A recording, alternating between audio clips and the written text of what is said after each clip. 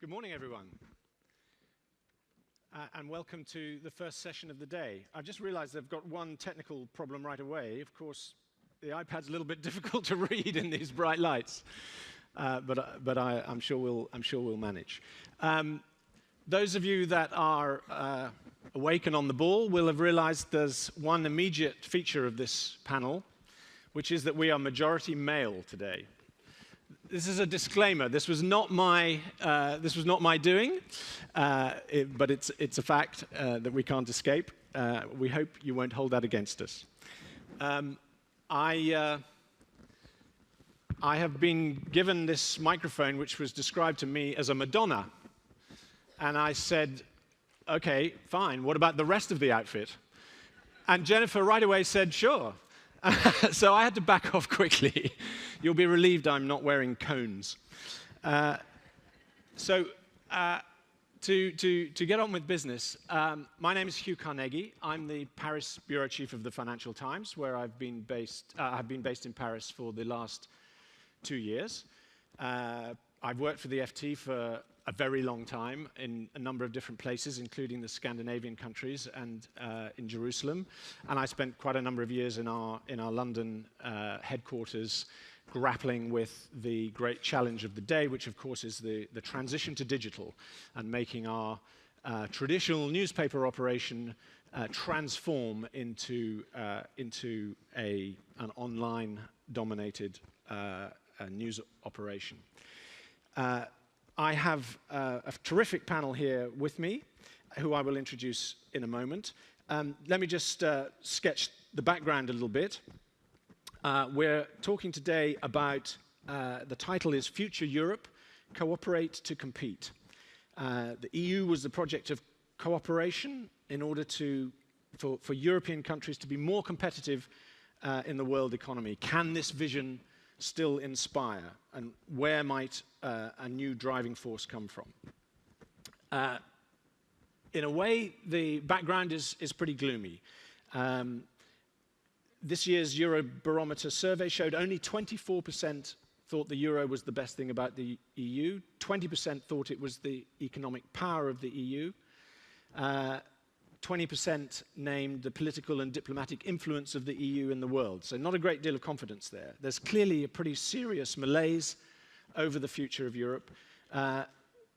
driven not least by the frightening levels of unemployment, especially among the young.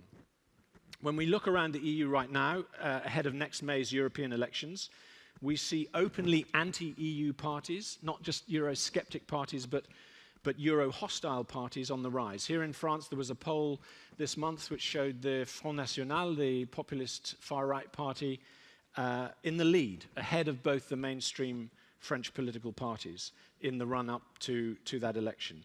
In the UK, we have UKIP, the UK Independence Party, which also has hopes of possibly topping the poll in the UK, which we already know, of course, is pretty Eurosceptic instinctively anyway. And in Germany, we have the new anti-Euro party almost making it into the Bundestag.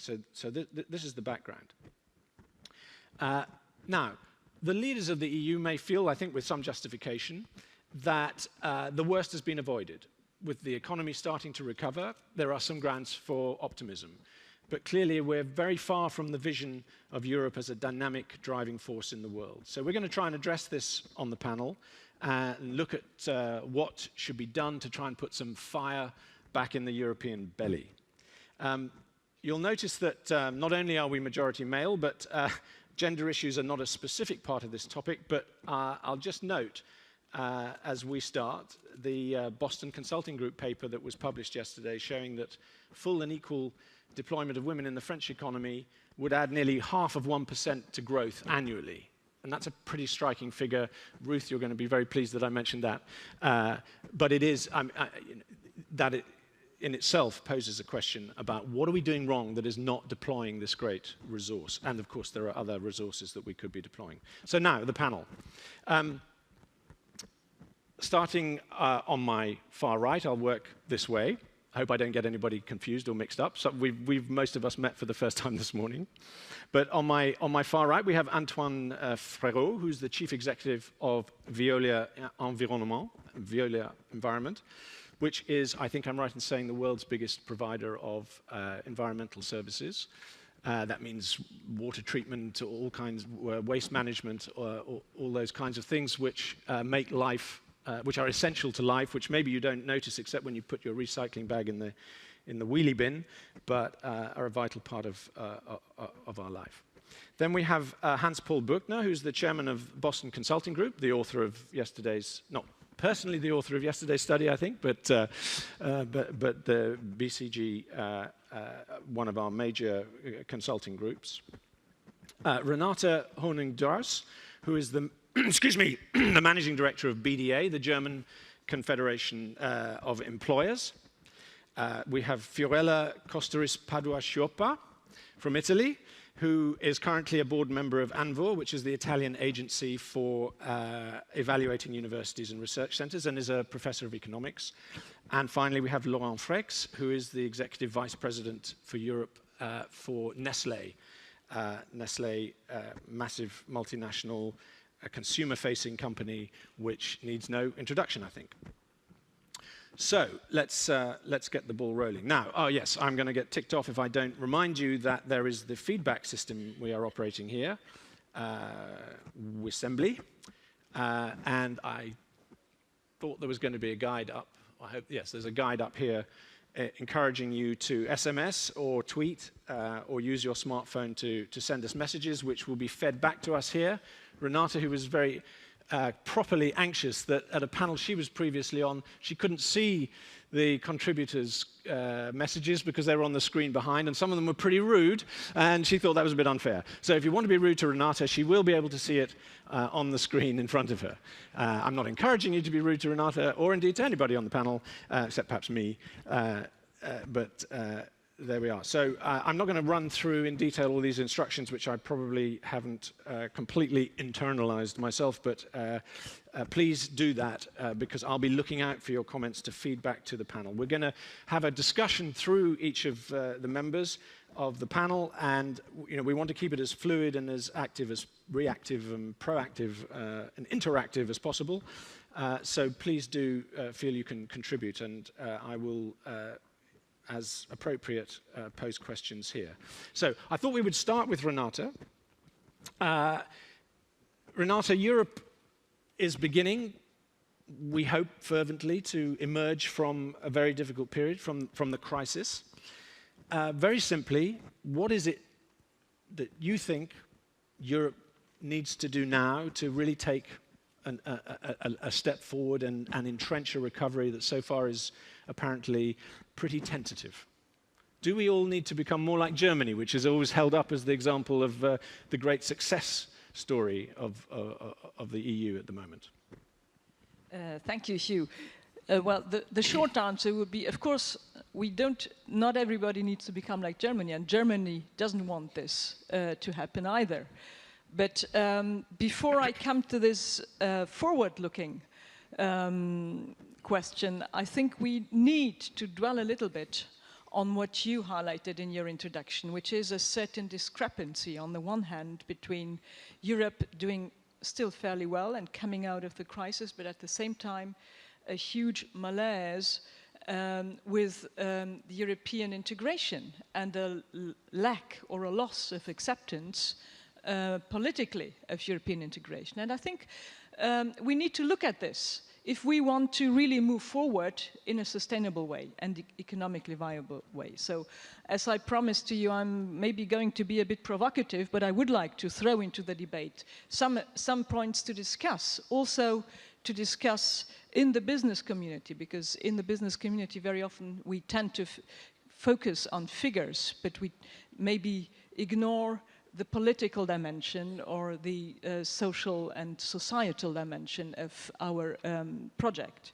And my first point would be to say that the European project, as you just described it, and as it is described in the program of Europe, being a competitive and strong economic force in the world globally, this project is essentially a political project. Because it's only if there is a political will to make Europe a force as compared to the US, to other economic blocs in Asia and so on, only if we have this political will and it is accepted by the people, can we really achieve it. And today, what we see, as you said, is a certain institutional crisis, because we see that European institutions are less and less able to actually take decisions. We see a political crisis with Eurosceptical parties on the rise. This has been triggered by the crisis, but they have not been caused by the crisis. That's my argument. I think we need to look at the roots of this malaise back right in the founding years of the EU, in the 50s and 60s, where actually the attempt to achieve a political integration failed. Let's remember what happened in the 50s and 60s. And so the idea of the policymakers and politicians was to say, hey, well, let's introduce political integration through the back door of economic integration. Let's have the single market project, and if people can travel around and goods can move around and capital can move around, we create a real single market, political integration will come by itself as a result. The problem is that this has, in a way, moved the integration project onto a very technocratic track of a huge machinery harmonizing legislation, and sometimes legislation with the Commission dynamic, sort of which isn't really necessary, but it interferes into people's daily lives. And it also has led to a certain... Maybe do a very quick show of hands here. Yeah. Who in the audience feels, just put your hand up, that the European Union is too distant, too remote, not really in touch with the real interests of its citizens right now? Hands up. Okay. Those that disagree with that? Yeah. Clear, even on the panel. So, clear majority. Of course, I'm caricaturing, but I want to be provocative. Of course, not every directive is like this. There are lots of very useful things. But this is the perception. And at the same time, this very technocratic development was accompanied by a very inflated rhetoric to gloss over the lack of real political vision. And this inflated rhetoric went from saying, oh, we need European integration to guarantee peace in Europe. Sorry, historically, this is nonsense. The EU was created long after peace had come to Europe after the Second World War, and the European integration and European Union couldn't prevent very atrocious wars in the Balkans after 1990.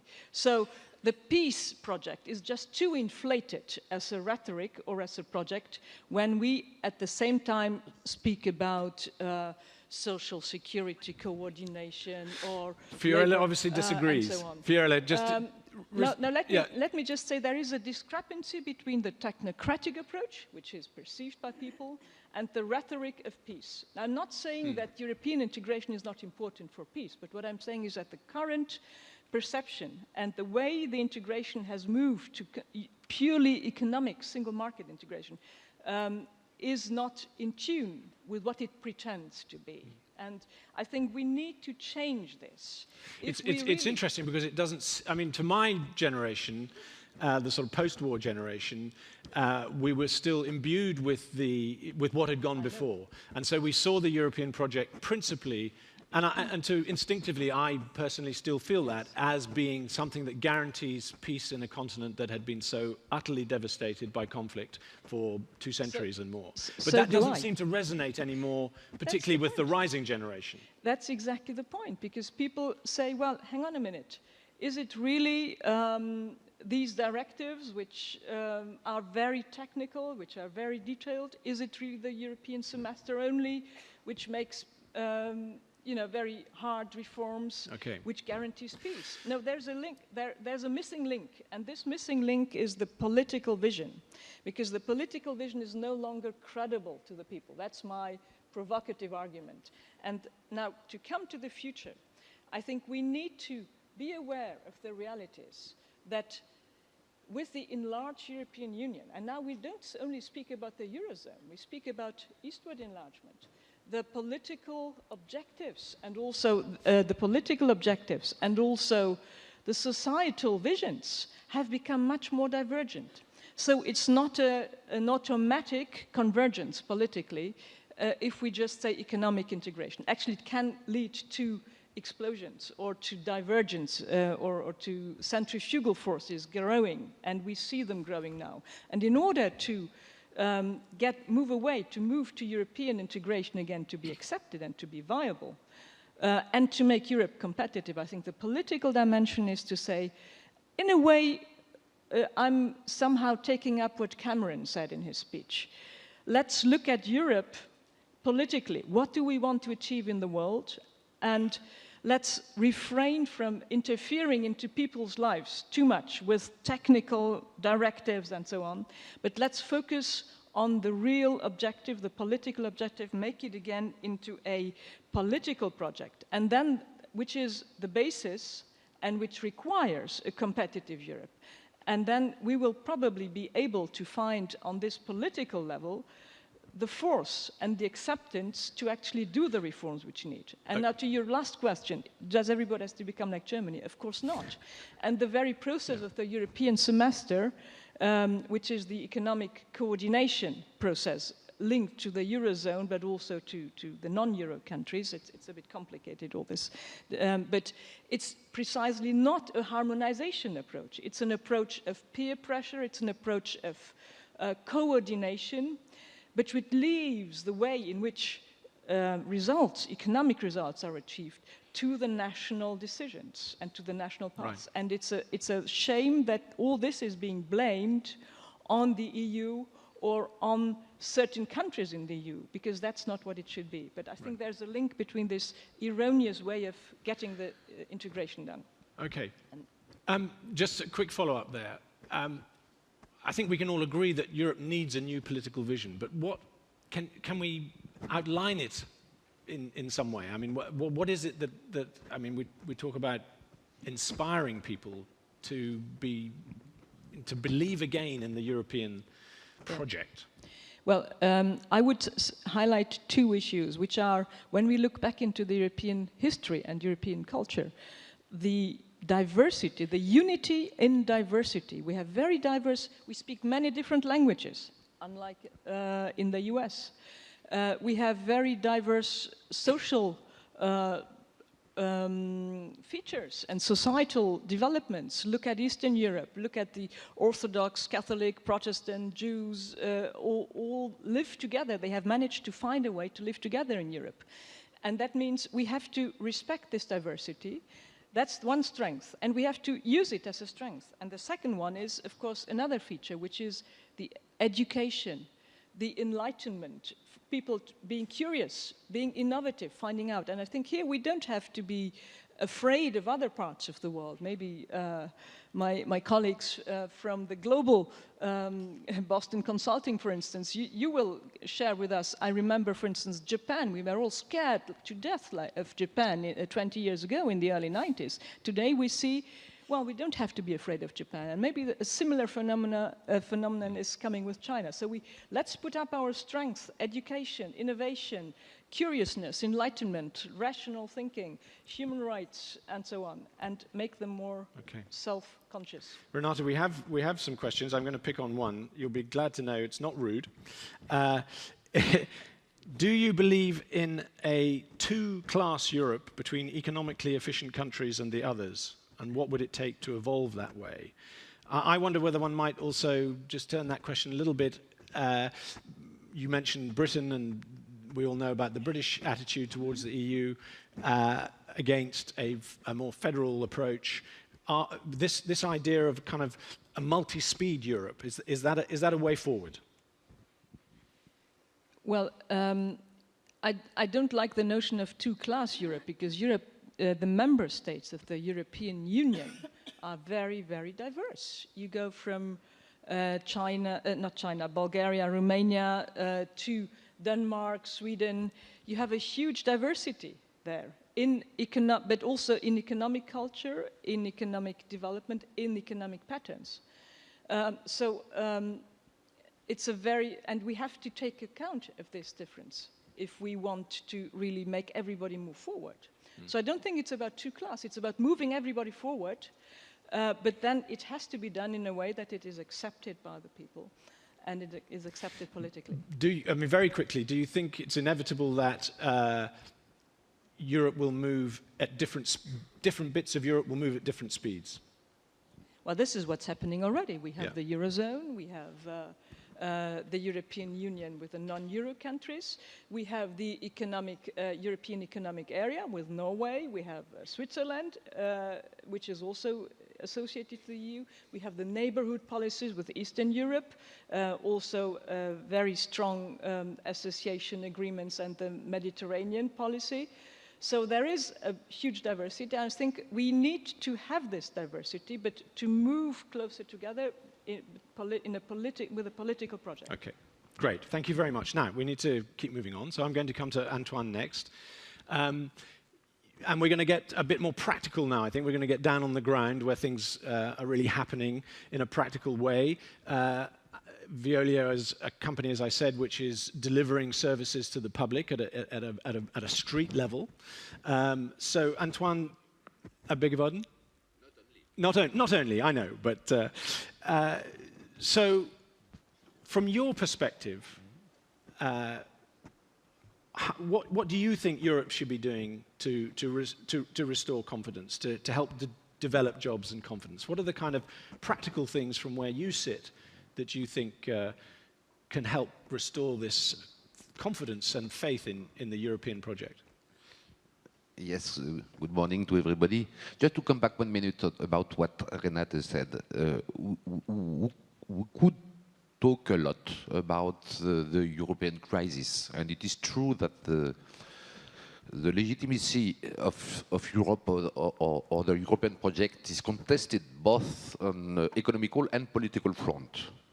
But do we as Europeans, an alternative to have any weight on the global stage without any European project? I don't think so. So we need to renew this project, and Europe needs to renew itself. And in the field, now to come back on the field I am involved in, I could have at least two main ideas for that. The first one is that the European project was not only about peace from the war. It is not only about economy also. It is more a global cultural model. And so the first idea would be for Europe to develop a model of high quality public services, and this public services model will be a condition of the adhesion of the European population of this cultural model. And the second idea is linked with economy. I think that Europe could transform its industrial base, combining environmental performance and competitiveness. So if I come back on the first one, the high-level quality public service model, at least for two reasons.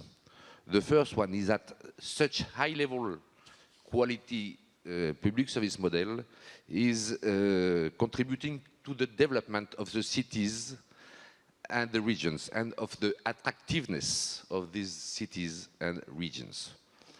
And the second reason is that you know that the EU is contested also because of so-called antisocial vision. Such public service model, high-level public service model, will correct that antisocial vision and will help to attract the support of the whole population, including the poorest part of this population. And we have in Europe good leverage for that. Of course, the first leverage is what Europe is doing from a long time now by helping the building of public service infrastructure for the new territories entering into the Europe. But there is at least two other leverage, I think. The first is the model of public service operation that Europe invented some decennies ago, and which have a good success through Europe and now for the whole world. The famous public-private partnership model, which is not public-owned bodies management, but is not also privatization of public services, which is a model with the best of the two worlds, public and private, which is permitting, allowing to get the innovation, best service for the best cost, controlled by politicians, by elected people, democratically elected. So this public-private partnership, which is pushed by the concession directive of the EU, is a way, and perhaps the best way, for Europe first to develop its public services, but also to show to the rest of the world that Europe could take the lead in this field also. The second idea is to use public procurement in Europe. And unfortunately, the smallest price is too often choose for public procurement. Europe could show the way to leverage other objectives than just the price by public procurement. And it is also a way to boost some social perspective, training perspective by public procurement. And in this way, not just to choose the cheapest bids, but the best bids globally for the European population would be a way to help to push the European vision. This is interesting. One of the questions we've got here is how do we get excitement around European collaboration back? And these, you're describing some practical things like using public procurement to deliver things that make a difference to people's lives. Maybe you could just say in a little bit more kind of practical detail, give us an example of the kind of project that could come out of an initiative like that would be something that the public could see that Europe was contributing to. One example, it is true for France, but I think also for the whole of Europe. You know that one of the biggest problems we will have in this Europe is about, let us say, between 10 and 20% of the young population going back out of the school without any competences. Yeah. And now, at our time, this population will never work without competencies. The reason is because the school model is not adapted for this part of the population. In the past, they were able to find a job in a way or another one. It is no more possible for them today. Public procurement, by asking for the winner of the procurement bids, could force the winner to help this population to get competencies by learning on the field, training on the field, and if we force through the big procurement tender processes the winner to include in their bids, in their offer, a way to train some of these young people, helping them to get competencies and then to get a passport for their professional life. It will be a huge benefit for the community. So for example, if Veolia is bidding for a tender for a big public project, for a little higher price, you would deliver skills training to young people, exactly. that kind of thing. Exactly, perhaps for is that a good idea? 10% for the workforce, for example. Yeah. Yes. Hands up if you think that's the kind of practical idea that we should be developing. Okay, so that means we're going to pay more for Veolia's services, but we hope we're going to get a payback. So this is the first idea: high public service, high quality public services. The second one is about the evolution of the industrial base of Europe with better environmental performance and competitiveness. I'm convinced that Europe could set the standards for an environmental friendly industry in both ways. First, to be the leader of the environmental industry itself. And secondly, to propose and then import to the rest of the world a way for the rest of the industry to not to pollute the environment and even to do more for that. For that, we need a European regulation. And I know that the European regulation, as Renate told, is not welcome in Europe. I don't share this view. Of course, we need to be cautious about the regulation.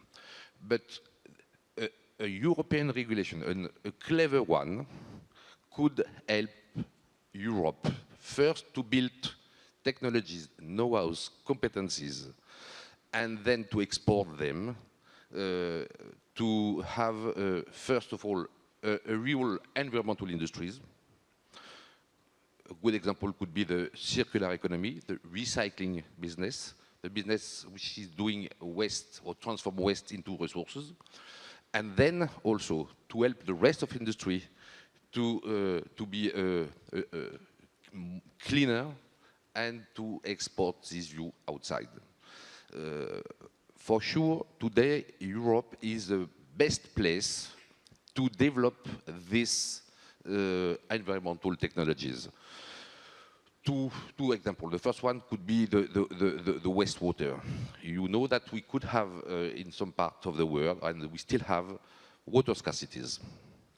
The best way to face this scarcity is to consider the water is too scarce to be used only once. And then the treatment and recycling of wastewater is certainly the best solution to face this scarcity. The technologies of that are existing in Europe, have been created in Europe, and could be used as pilot in Europe. But for that, we need a European regulation in terms of quality of treatment, depending on the different use we could do with this recycling wastewater, and test all the solutions before to export them in the rest of the world. Okay. Second idea is circular economy, to transform waste into resources, and not only wastewater, but the rest of waste. And for that, we have the best technologies in Europe. Yesterday, on the Cartier Award, it has been talk about transforming plastic into biofuel. These technologies has been created, invented in Europe, and it is shame that Europe don't take the lead of that, because for this small example, Europe, and in several parts of Europe, we have been at the lead of that, and we could leverage through cooperation through the whole union. We could leverage that and set the standard for the rest of the world. Okay, thank you very much indeed. So that's nice, because I think we've moved from the kind of political overview to some really kind of practical issues. I'm just going to read out a couple of the comments and kind of questions that are flying back, and then we'll move quickly on because time rushes by. Too often we hear national politicians blame Europe instead of siding with European decisions. Don't our politicians carry huge responsibility for the public skepticism and disappointment? What could be the role of the European industries in cooperation to make Europe successful? What are the strengths Europe can leverage? Question mark, we don't need Europe anymore now that we have peace. Well, I think we've answered that one, I think, pretty clearly. Hans-Paul, let's move on now to you. What are Europe's strengths and weaknesses on kind of on the global scale, and can Europe reinvent itself now? Well, first of all, I think in contrast to what you said about the survey initially, that people feel negatively about Europe, I think we should take a step back, and when you ask people about how do they feel in Europe, North America, and the developed world in general, I think the large majority is, despite all the challenges that we have, and we should not deny them, really satisfied with their lives. But they do look with anxiety toward the future, and they believe that their children will have less of a future. But I think people have recognized that over the last 20, 30, 40 years, the standard of living in Europe has massively increased. And I think that's something we all too often forget. Secondly, I think in the emerging markets, just the other way. People are not satisfied with what they have, but they have high hopes for the future, and they think their children will have a better life. And I think what we really have to ensure is that we really regain this belief in the future. And so I think Europe has achieved a lot, and we need to also remind ourselves about the progress being made. Now, we have three key issues. We have a demographic issue, a stagnating or even declining population, with all the increasing liabilities, pensions, healthcare, and so forth. But above all, when almost half the population in Europe is about 50, we have a lot of, I would say, skepticism towards the future, as I mentioned. But I think people are more interested in protecting the status quo than to build a future. And we need to change that. Secondly, we have a very strong sense of entitlement in Europe. And that's why I'm a bit worried about, Antoine, when you talk about more public services. Half of all the social welfare benefits in the world are being paid in Europe. Half. And Europe's 600 million population, with respect to the 7.2 billion people we have around the world, so that's 8%. 8% of the world get half of all the welfare benefits in the world. And that creates enormous sense of entitlement. We want to be protected against anything, which is, I think, a big problem. And then thirdly, we have a strong, we have a lack of competitiveness, as we mentioned very often, but it's high regulation. More regulation may not be a good idea. We have high costs. And let me just, one more thing, and then you can answer. And I think we have also a very low appreciation for entrepreneurs, for managers, for bankers. Yes, there are some fraudsters among them, but I think we always forget, or often forget, not always, often forget that jobs are being created by companies, small, mid-sized, large ones, by entrepreneurs, and it's, if you want to create them with a government, you have to somehow also element them with taxation. High quality public services is not protection. That's fine. I do agree. It is, we as Europeans want to be not protected, but collectively organized and collectively served. Public services is a collective way to organize the collective life. It is not only protection. I Water management, waste management, energy management, transportation, and so on. For so dense territory as Europe is not only protection. Absolutely, and it's not just an easy benefit. But I think we need good public services. I do agree, but it doesn't necessarily have to be brought by government-owned companies. Could be private companies like Veolia, if you like it. So, okay. I mean, we agree with this. So the three things that we need is we need to make sure that people can take responsibility for their own lives. And it's above all, I mean, we have talked about education, training, early childhood, kindergarten, schools, universities. We need to invest a lot more in education. And it's true both for women or girls and boys, women and men.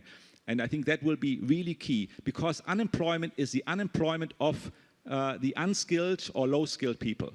And so the key really is to invest massively. And it doesn't mean always engineers and scientists. Not everybody can be that. But we need electricians, plumbers, we need farmers, we need people who really know what they're doing. And those who need an electrician to maybe change something or to correct something at home, you know how difficult it is to get somebody who gets it right the first time. Secondly, I think we need to make sure that we do help companies to stay competitive. So they need to be able to restructure. And I think all the regulations and increasing regulations and protecting companies, protecting labor markets, closing labor markets and so forth is a very bad thing to do. We need to really open up more in order to also open up more for immigration, to make sure that we really can attract the talent. And Europe, I think, is much better, for example, placed than Japan, which certainly does not accept any foreigners. Now, we have issues with immigration, but I think we also benefit enormously if we are opening up more. And thirdly, I think we need to really ensure that we create a sense of openness to change. I think we need to accept that we cannot protect Europe as it is. We need to continuously change, and we need to get acceptance of change, even if half the population is above 50, in Europe almost half, because this is so essential. And let me say, last thing, it's about the role of women. I think it's very important, and we discussed it also yesterday. I found the panel on women in engineering jobs, and so very important. I think if we want to give women a stronger role, and also if we want to make sure that GDP is growing even faster, then I think we need to start very early and make sure that girls really are engaged also in mathematics and in science and engineering, so the STEM subjects, and really make sure that women have a strong role in these industries, and not just in hotels, restaurants, hospitals, and so forth, which of course are also important. So labor force participation rate is important, and also increase overall labor force participation rate, because in Southern Europe it's still very low. We are really wasting a huge talent pool if we're not bringing the women into the market. Obviously, we need also to provide for childcare in order to make that true. And I think we also need to make more push in having more women in leadership positions in business, because again, we are missing an opportunity. But I think it's a 20-year journey. It's not something that you say in 3 years we have quotas. Quotas will not help women unless we give them the chance to really get the skills, get the opportunities to learn, and we don't want them to put into a position where they fail because they don't have the experience yet. But I think it's very important that we really make a big push on that, and it's really a 20-year journey for Europe, and I think that could be a vision to say we really mobilize the talent of Europe to create a future. Because the future is not just happening. We create the future, and everyone can play a role, but also has to play a role in that. I'm just going to shoot you a quick question that's come from the audience. Maybe Europe has become lazy. Social welfare provides high expectations and low motivation. Education is one thing, using it is another. Well, I would certainly agree. I think we see education as a right rather than as an investment. You know, in Germany, we pay for kindergarten, but we are against fees for universities. I mean, what a nonsense. You know, in kindergarten should definitely be free, but university education is an investment, and people should be willing to pay for that. And so I think we need to not only look for rights, and we have a right for this and this and this, but we have a responsibility. And I think we need to bring back the sense of responsibility, which really has made Europe very strong over the past decades. Renate, you want to come in Maybe on that? just a quick interjection to bring the two of you together in a way, because you're absolutely right. Education, it's not just a right like that. It's an investment and it should be perceived. But at the same time, the peculiarity of Europe has been that it has opened up with public infrastructure, with the notion that everybody has to go to school and that everybody should be allowed to go to university. Exactly this kind of high-quality workforce, innovative workforce, which other parts of the world, other cultures don't have. So I think we need to rebalance the thing, but we need to keep education open for everybody so that all social classes have access to it. Well, so I do agree. I yeah. think everybody should have the opportunity, but not everybody will be an engineer or scientist, and not everybody who goes to university creates something useful. I mean, sorry, not to pick on any particular subject, but I think if you are learning something which nobody needs, you know, you will not find a job. So I think we also need people who have skills in, you know, services like water, and they don't have necessarily be engineers. We need also good technicians. We need the electricians, the plumbers, and so forth, in order to really have a well-functioning body, but also for people to really make a good living. Antoine. And in this field, the school could not do all the things. And I'm convinced that other big organizations, including big companies have a role to do in this way, in terms of training, certainly combined with the schools. But and it would be a good way to make the big European companies more friendly with the European population if they have a role in this big problem of training. I fully agree, Antoine, and I think even though we talked a little about discrepancy and differences, I think we are full in agreement here. Okay, somebody else has commented, but our well-educated youth is emigrating elsewhere because they don't find jobs. I think one thing we've really clearly identified here is we have a big problem in converting what is basically a sound education system in Europe into can I just jobs and a future. In the next 20 years, 50 million people will retire in Europe, 50 million people, and only 10 million people will enter the workforce. So we have a deficit of 40 million. That is not a consolation for the many young people in Southern Europe which are unemployed at the moment. But I think it's not that we have a scarcity of jobs. We have a scarcity of people, of educated people and trained people. I think that is really crucial to observe in the medium to long term. Okay. Great, thanks. Okay, we'll change gears slightly maybe, but Laurent, by all means, pick up on any of those comments. But we were talking before a little bit about how through the crisis there's been a tendency for governments to kind of focus in on their own national problems. Somebody else was commenting on the feedback scheme that people are blaming Europe these days rather than seeing governments tend to blame Europe. They come home from summits and say, I won this, I won that, and I defeated this and I defeated that, and Europe becomes a bit of a kind of a scapegoat for problems rather than a solution. So talk a little bit, Laurent, about how Europe can become a solution.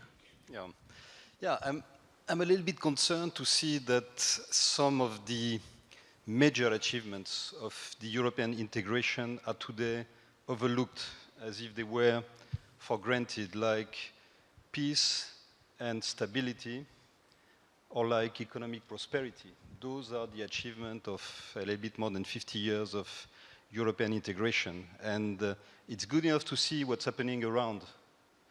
I had an interesting discussion with the Greek Prime Minister a few weeks ago, and he was telling me 18 months ago we were looking like the unstable part of the region. Now we look like the stable part, and thanks to Europe. Stable part of the region. Look at what's happening in North Africa, look at what's happening in Egypt, look at what's happening in Turkey. So I really believe that we should not overlook that, especially in the context of nationalism and populism on the rise. Europe is critical, and I'm convinced Europe will bring peace and stability to the Balkans. Now, and to reflect also on a few comments that have been made, I really believe that two of the major problems Europe is facing, that has been mentioned a few minutes ago, one is demographics. The European population, especially in the larger countries, is declining, and it's a major concern. If you look, and also to take a reference, many times people comment regarding the dynamics, economic dynamics in the US, economic dynamics in Europe. And many comments are made like around the fact that there is more flexibility, more mobility in the US, those explaining the difference in economic growth. I mean, if you look at the facts in the last 30 years, economic growth per capita in the US and in Europe has been exactly the same. What has been the difference? The difference has been that the US population has grown 80 million in the last 30 years. Yeah? So just imagine if Europe would have one Germany on top, how Europe would look like. So that would be clearly a very different Europe.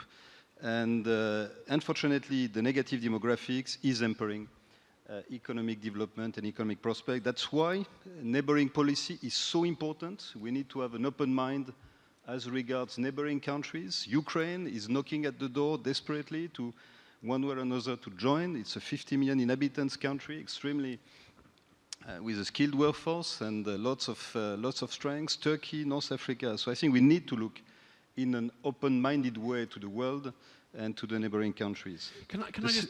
Maybe one element which is a little bit linked to it, and again, it's been referred to. One of the massive issues Europe is facing, again, for the coming decades, is unemployment. That, again, is hampering economic growth. It has increased 50% since the start of the crisis. The level of unemployment today in Spain or Greece is above the highest point reached in the United States during the Great Depression. It was in 1933, they reached 25%. It's today 27, 28% in Spain or in Greece. And the worst of the worst is youth unemployment. Population is aging, baby boomers are getting to retirement age, the pensions are to be financed, Europe is indebted, Europe needs its youth at work. And unfortunately, one in 4 young Europeans doesn't have access to a job, and many do not have access to an education. So we are really ahead of a massive drama, a lost generation, and it's 1 in 4, but if you look at Spain or Greece, it's 1 in 2. And in the most impacted region of Europe, which is Macedonia and Greece, it's 75%. 3 young Macedonians in 4 do not have access to a job. That's a massive drama. So I think it's extremely critical, and then their cooperation, of course, can play a big role. It's extremely important that everyone gets mobilized, governments are mobilized, but, and it's been mentioned, the private sector has a big role to play. Most of the jobs are created in the private sector, 80, 90%. And unfortunately, there is not much appetite at the moment for anyone to stand up and say, look, we can be part of the solution.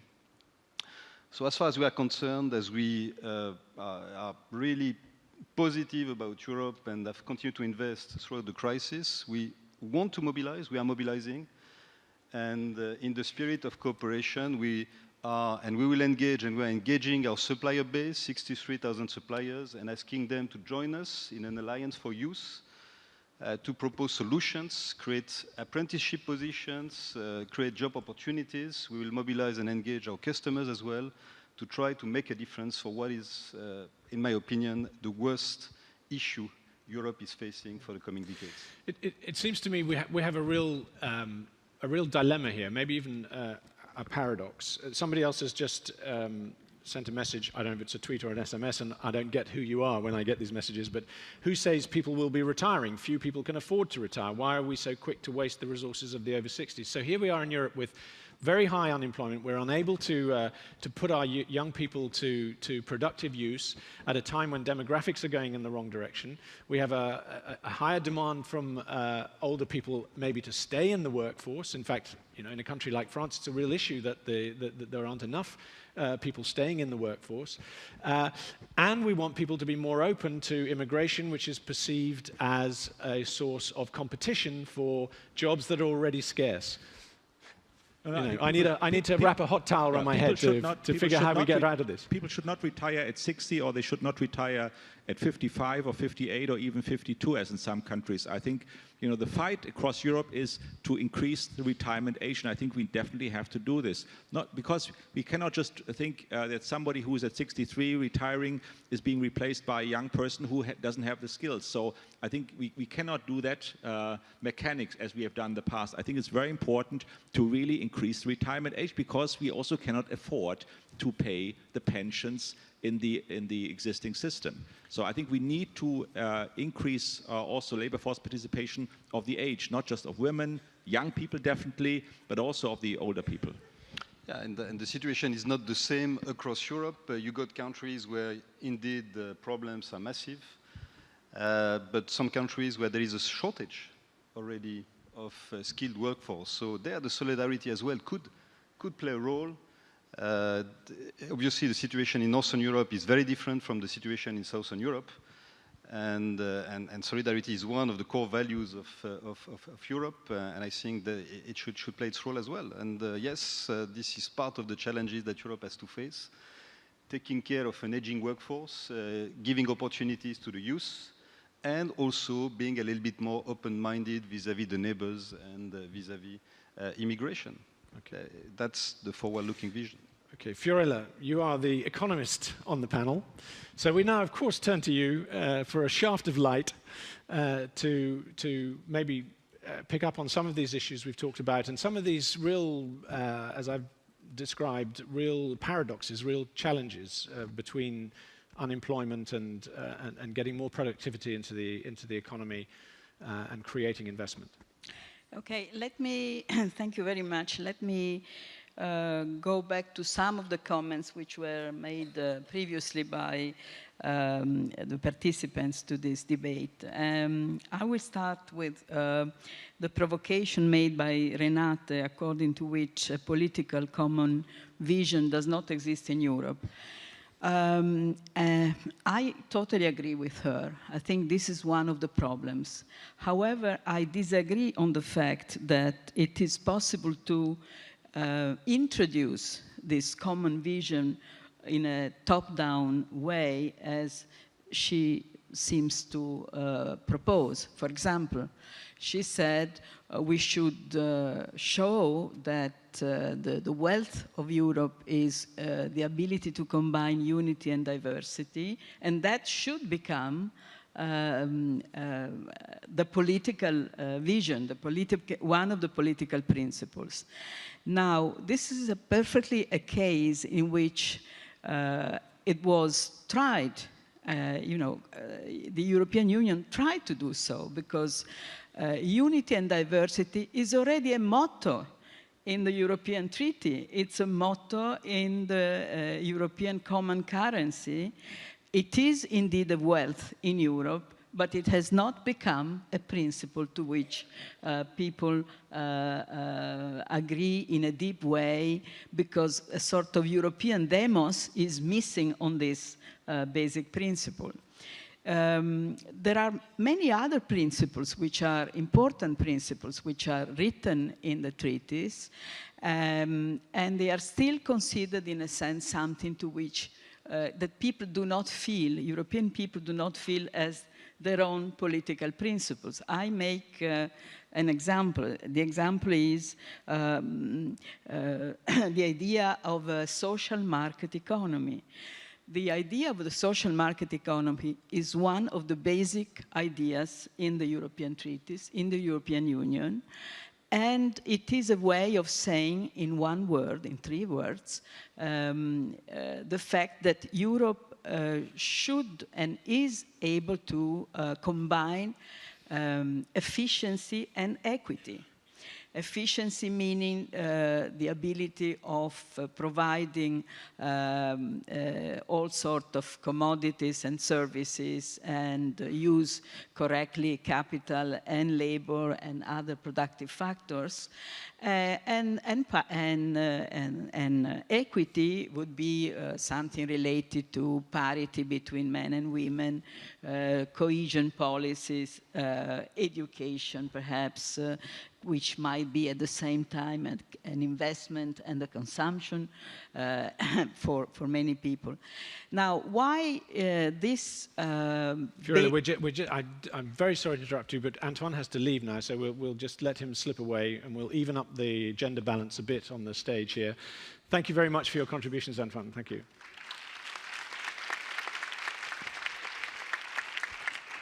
Now, I was saying, I was asking myself, why is this ability to combine in a unique way, I would say, efficiency and equity, better way than the United States or Eastern countries in the world? Why is this not perceived as an important element of a common political approach?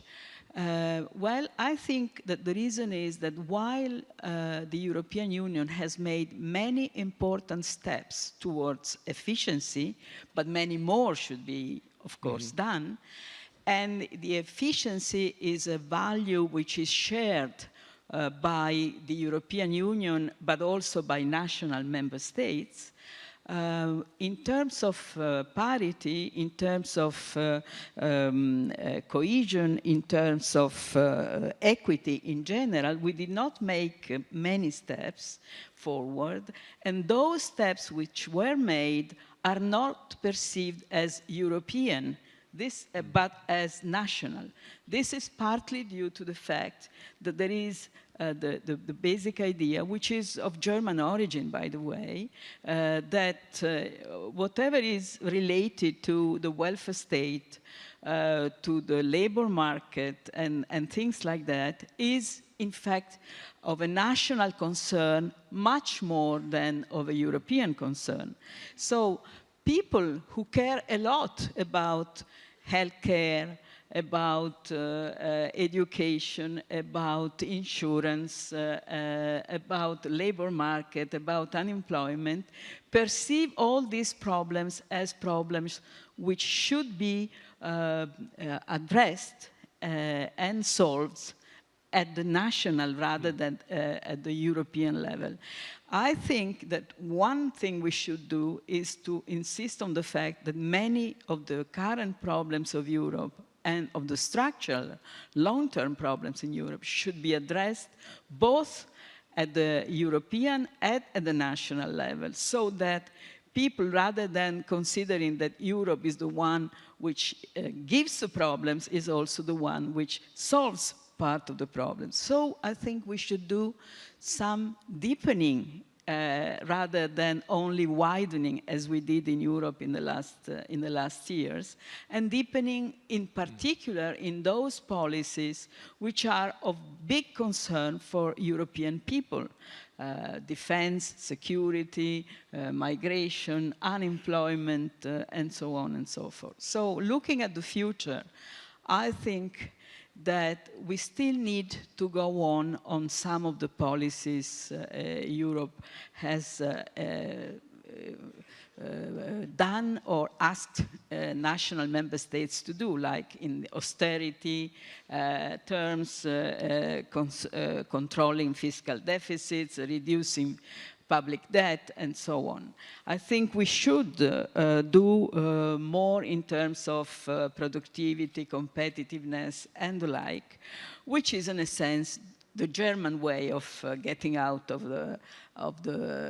problems, current economic problems. But we should also do more in other terms. I don't think that the unemployment can be reduced, and youth unemployment, female unemployment, and employment of elderly can increase only by making a better match between the educational system and the requirements, the needs of the labor market. This is important. The matching is important. Increasing the education is certainly very important. It can become more and more a European matter rather than a national problem. But I think we should do more in terms of internal demand. I don't think that growth can get to us simply, by saying that growth is important. Growth needs, right now, internal demand. And internal demand should be, to some extent, the internal demand of all European countries put together. So that this should become a European way, a European solution to a European problem. In practical terms, what do you mean by in practical internal terms, demand? I mean, for example, the TENS, the trans-European networks, the big public investment in Europe. Infrastructure. Infrastructures. The investment also in human capital, the research European area, all these have been abandoned to some extent or have been too weak in the past. So I think this should become again and more part of the problem, part of the solution to the problem. And even the flexicurity, the more flexibility in labor markets and combining flexibility with security, which is essentially a very good European idea, it has been considered up to now only an idea which national member states should make actual and operational. I think it should become partly done at the European and at the national level. So this is my way of saying that if you do all these things, perhaps people will understand that Europe is partly a solution of the European problems. Up to now, member states politicians have usually said the opposite. They have said, well, we have to reduce our deficit and our debt and reduce our public spending and reduce the wages of public employees because Europe is asking that. In fact, because Germany is asking that, because Germany really wants us to be all Germans. And this is... The world is asking for it.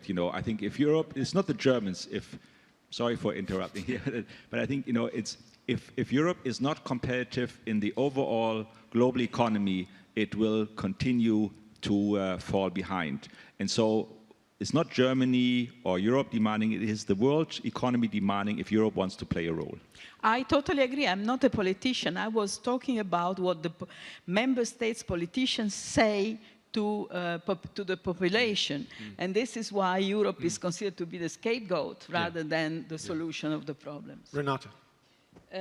I would like to react to I Fiorella. wanted to be provocative as much as you. Very good. So, well, you say all the values which I mentioned are written in the treaty. Yes, indeed, they are, and they have already been written in the Treaty of Rome. But the problem is you don't build a political identity by reading treaties. And if you give this treaty to read to people, it happened with the European Constitution, which was a failure, they're not going to build up a political identities. And as, by the way, Italians don't become Italians because they read the Constitution, or the French become French because they read the Constitution, and you don't even have a Constitution in the Brits.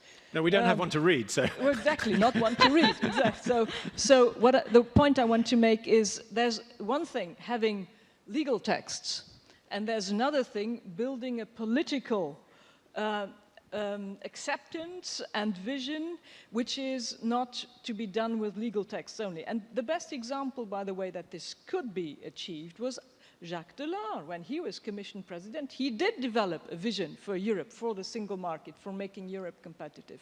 And this is what we need, and this is what got lost. It got lost not only because the political class is to blame, but they are afraid, they are becoming technocrats, they're being trapped in this technocratic approach, but also because after the 90s we had substantial enlargements, we have a much bigger political diversity to try to integrate. And I'm sorry to say, but so far, this morning in the debate, nobody really, except for myself, has talked about the new member states. They have a political vision which is rather different from the one of the old member states. We have to integrate it if we really want to build a political cohesion and move forward. Well, second point, you know, it's very easy to say on an abstract level, we need to move to the European level with flexicurity, with social security.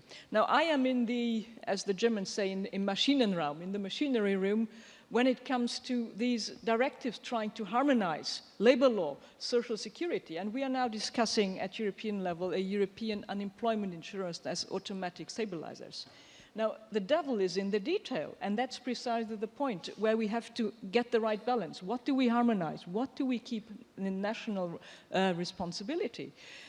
We have tax finance systems in Scandinavia or in the Netherlands. We have contribution finance systems in Germany or France. We have retirement ages which go from somewhere in the 50s. I think in Italy it's still something. What is it in Italy now? In Italy it's 65, thanks 65. to Minister Fornero, yes, who's a woman. Fornero. But the effective retirement age is much lower.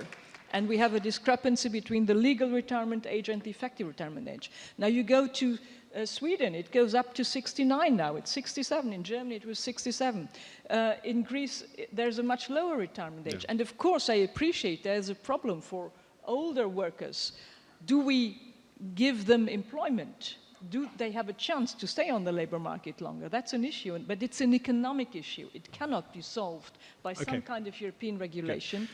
So I plead for a reasonable balance, and here the devil is in the detail.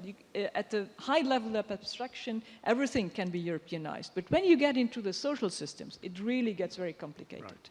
Okay, we have 3 minutes, so were you, Laurent, I've sensed you were itching to get in there with a quick comment, and then I'll pass back to Fiorella. A short comment on the fact that in the public perception, Europe in the last years has been all or a lot about austerity. And it was certainly right to make the adjustments which were necessary to raise productivity, flexibility, and not to create new debts to solve the debt issue. Probably what has been missing is investments in the future, and to make the steps to achieve what the EU 2020 vision stands for, of smart, yes, we need smart, inclusive, green and inclusive growth. What have we been making in the last couple of years to make this happen? Not much, unfortunately. So to me, this is the part which is missing: investments in the future, investments to make this smart, green and inclusive growth happen, because if there is no investment in the future, there is no growth and there is no job creation. So I'm joining my neighbor in this respect. We need investments in the future. If there is no investment in Europe, there will be no growth, no inclusive growth, no smart and green and inclusive growth. So that's the part that is, in my opinion, missing still today. Well, I like to recall that long ago in Europe, we introduced the Stability and Growth Pact. And now it seems to me that we have done a lot for stability, perhaps not enough. We still have to work on stability. Stability remains to be a value. Some speculative attacks can still exist, especially in the south of Europe, especially in some weak countries. So we have to protect those countries against speculation. But we have to do more for growth. And I think we have to do also something different for stability. I don't understand why the idea was put in the constitutions of many European countries, in fact of all the European countries who really wanted to to accept the idea of a fiscal compact meant to be something that has to do with the balanced budget, public budget in the medium-long run. Now, the balanced budget is not a good idea in the medium run. Here I talk as an economist. The basic idea for the public budget should be that when the shock, the negative shock is on the demand side, you need to do some fiscal deficit beyond fiscal automatic stabilizers. When, however, there is a negative shock on the supply side, there you have to limit public deficit. And there is no reason to put in the Constitution a rule which is intrinsically not correct, I think, on the basis of basic textbook, and therefore non-enforceable. Okay. Okay. Thank you very much. Our time is up. Thank you very much, everybody. I was warned at the beginning that there may be a slight hangover effect from last night's events at the casino. I wasn't there, so I was clear-headed. I hope you found this discussion equally clear-headed. Thank you very much for joining us all, and thank you to the panel.